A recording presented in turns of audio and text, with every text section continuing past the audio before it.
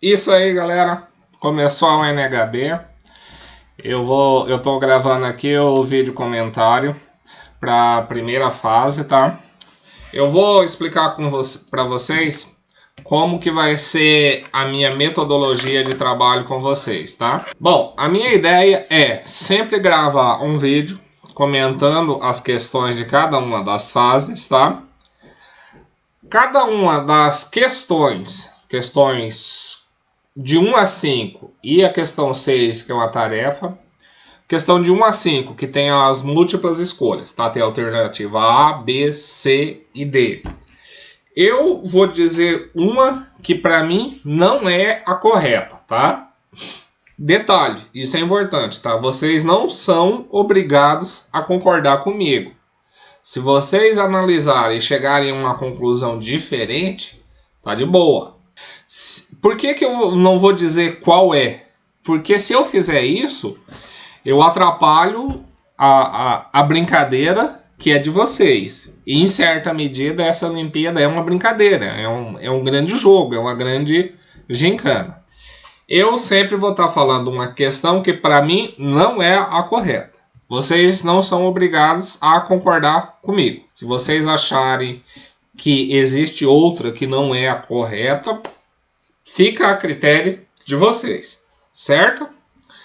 Mesmo eu gravando esse vídeo aí, eu vou estar disponível para fazer discussões com vocês. Caso vocês tenham dúvida, caso tenha algo que esteja incomodando vocês, entre em contato comigo que eu estou à disposição, ok?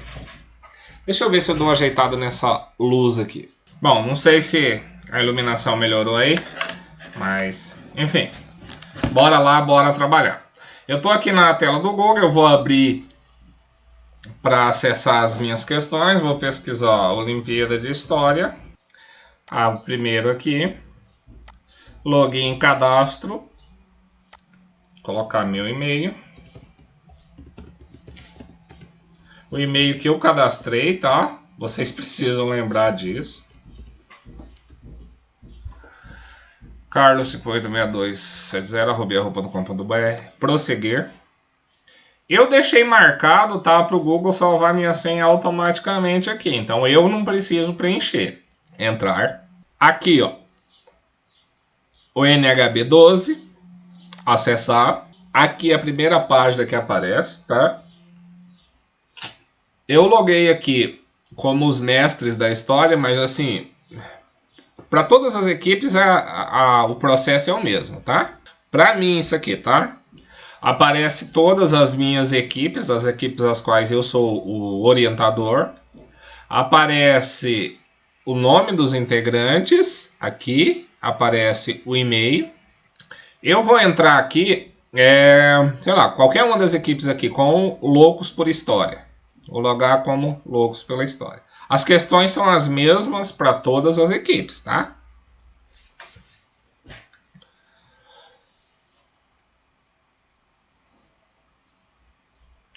Ó, fase 0, participando, entrem, deem uma olhada. Quando vocês fizerem o primeiro acesso, provavelmente vai aparecer um orientativo lá, tá? Umas boas-vindas para a 12ª edição da Olimpíada. Deem uma olhada naquilo lá, bacana, tá? É importante que vocês leiam. É importante que vocês prestem atenção, especialmente no aspecto de que uma questão ela pode ter mais de uma alternativa correta, tá?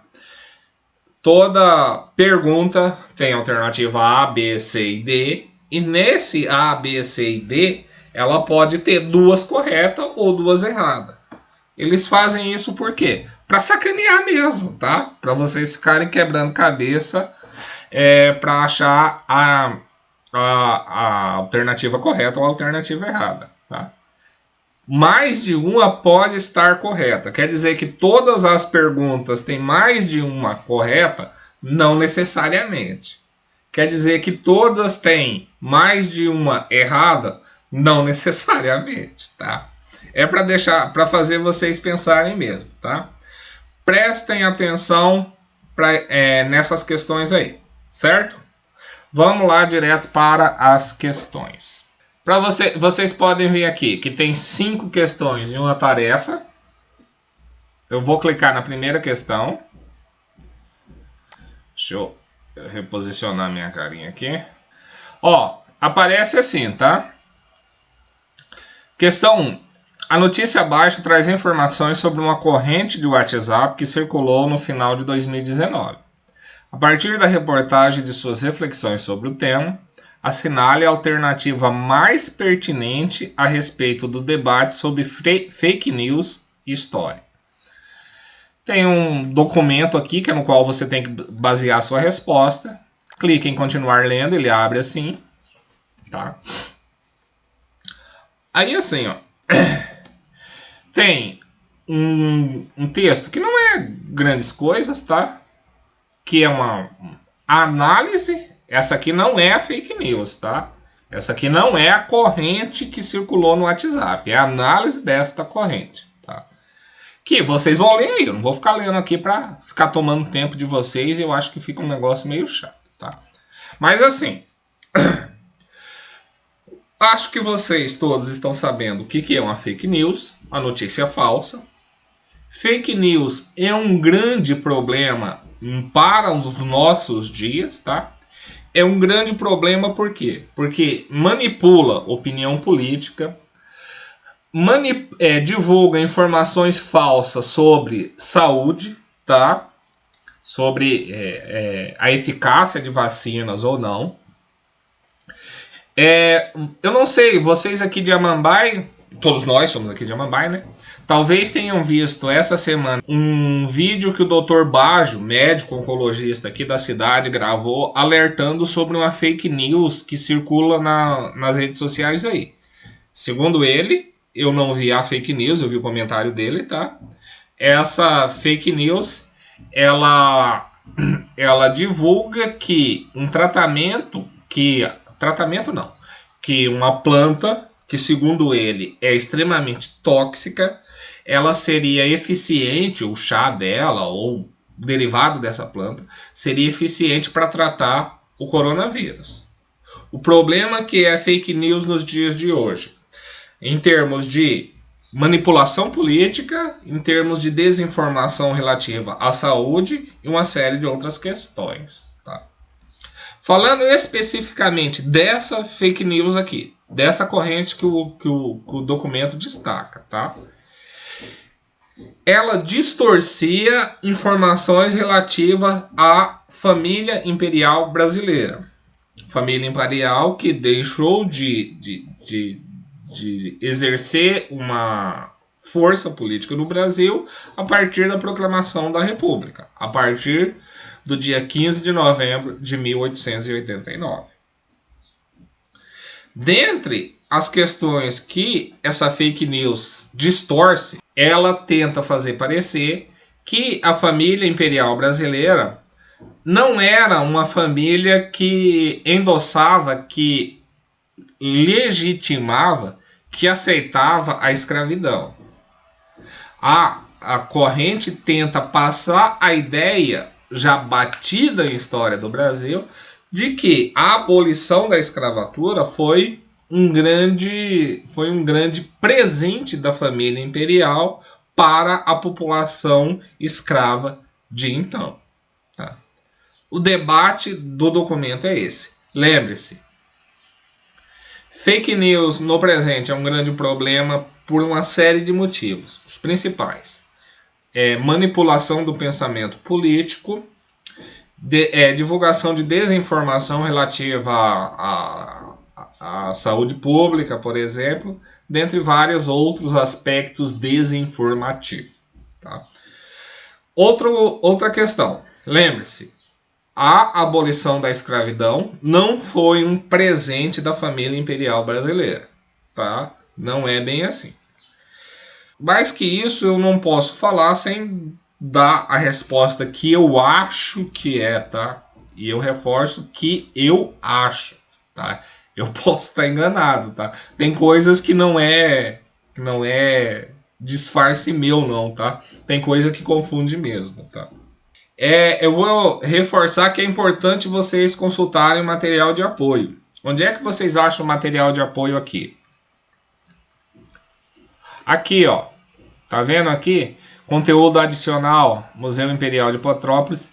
Essa página aqui, eu cliquei e ela deu página não localizada. Ó, deixa eu tirar minha cara linda daqui. Ó, ups, essa página não pode ser encontrada. Mesmo que ela não seja encontrada, de qualquer forma, tem outras páginas aqui, ó, que vocês abrem, tá? Algoritmos e fake news, historiador e o falsário, é um artigo acadêmico, tá? É importante acessar esse material de apoio quando tem, tá? Nem toda questão vai ter um material de apoio, tá? Bom, então para essa questão 1, o que eu acho que não é? Eu acho que não é a letra D, certo? Vamos para a questão 2. A questão 2, ela trata da influência do iluminismo aqui na América e no Brasil especificamente, tá? A questão 2 diz assim: nossa história. Brasileiro troca cartas com Thomas Jefferson sobre a independência do Brasil. Aí tem, novamente, um texto aí, texto curtinho, tranquilo, que é assim: um dos primeiros efeitos no continente americano das ideias iluministas foi a independência dos Estados Unidos. Tradicionalmente, os historiadores alegam o seguinte, que para essas ideias iluministas chegarem aqui ao Brasil, isso acontecia por meio de brasileiros que iam estudar na Europa, tinham acesso a essas ideias e voltavam para o Brasil com esses valores iluministas, tá? Crítica à influência da igreja na política, a liberdade, igualdade, fraternidade, etc. e tal. O texto aqui ele vai propor uma interpretação um pouco diferente. Ele vai dizer que não necessariamente era preciso que alguém fosse até a Europa para ter acesso a essas ideias e trazê-las para o Brasil, tá? Segundo o texto, isso era feito também através da divulgação de jornais que circulavam por aqui.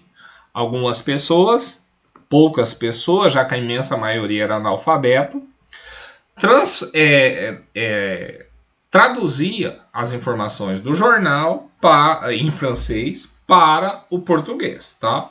Ou seja, contrariamente ao que acredita a maioria, ele está dizendo que não era preciso alguém se deslocar até a Europa para conhecer ideias iluministas.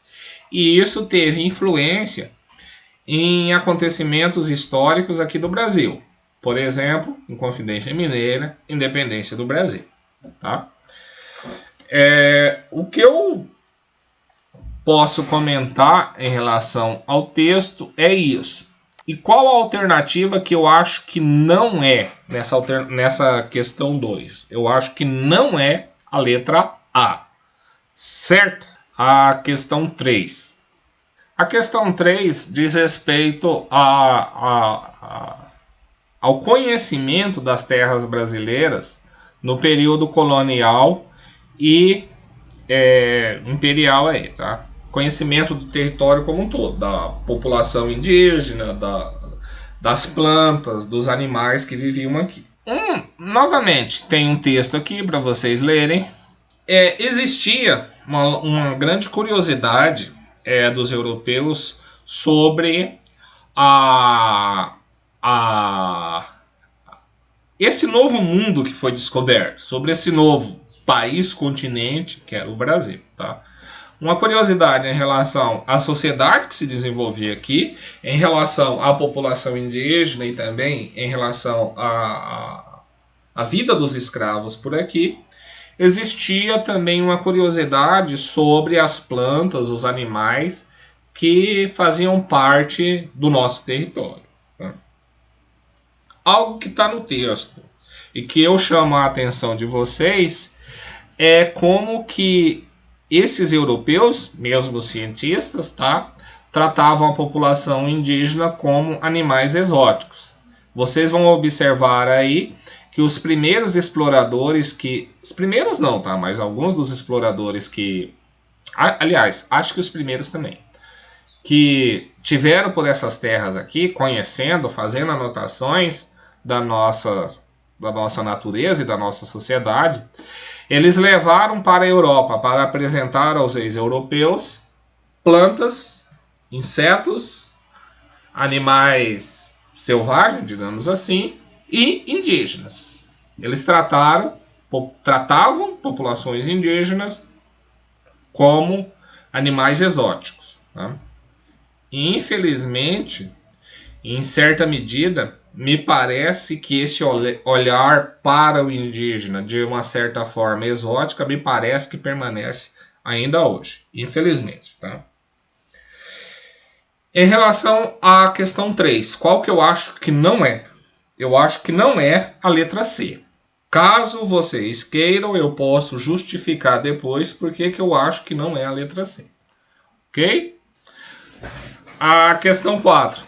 Questão 4 tem essa propaganda da Brasília aí, tá? Se vocês clicarem em cima, ele abre outra janela aí. Clicando novamente, ele aproxima mais, tá?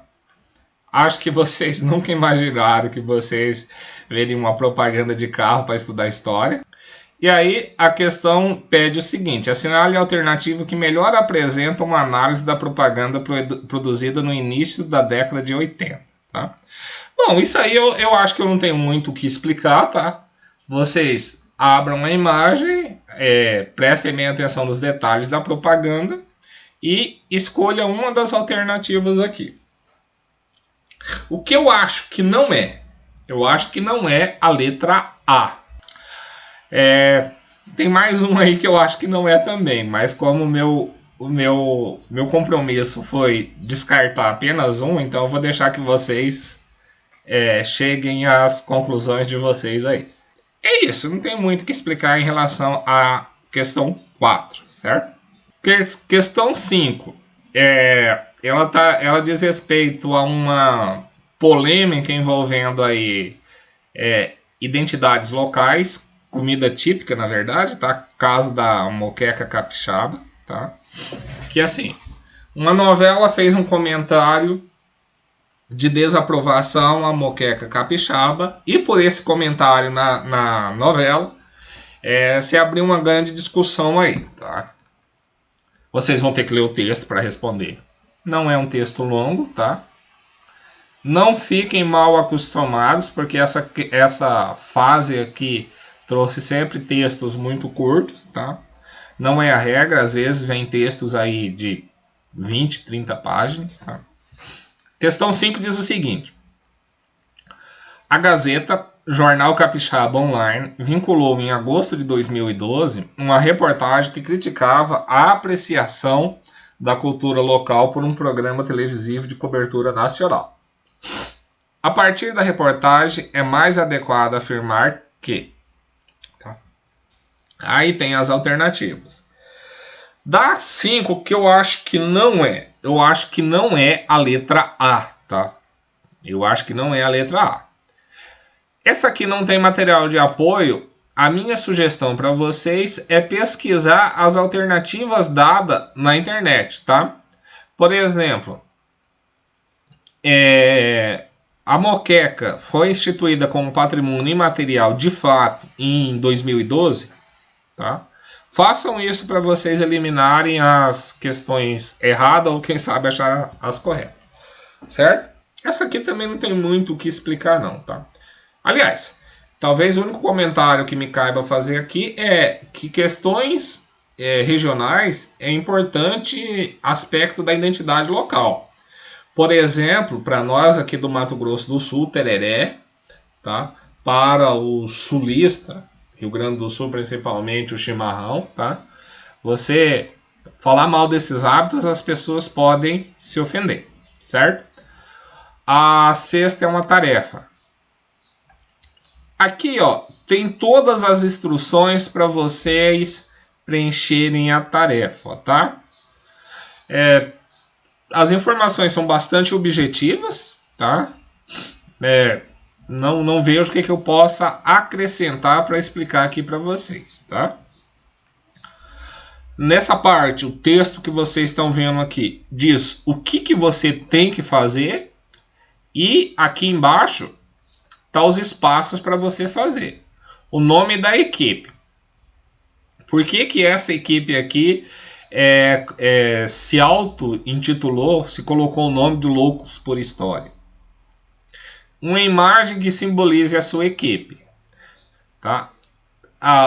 Como que deve ser essa imagem, tá explicando lá em cima, tá? Dê um título para a imagem, legenda, coisa e tal. Tá? Certo, pessoal? Era esses os comentários, eu espero que eu tenha ajudado. Lembrando que mesmo eu disponibilizando esse vídeo aqui para vocês, eu estou à disposição para auxiliar vocês naquilo que for necessário. Certo? Abraço, espero que vocês estejam bem. Na terça-feira aí vou estar postando material de história mesmo, tá? De história, aulas de história, tá? Infelizmente nós temos que voltar à batida novamente, tá? Abraço, tudo de bom para vocês.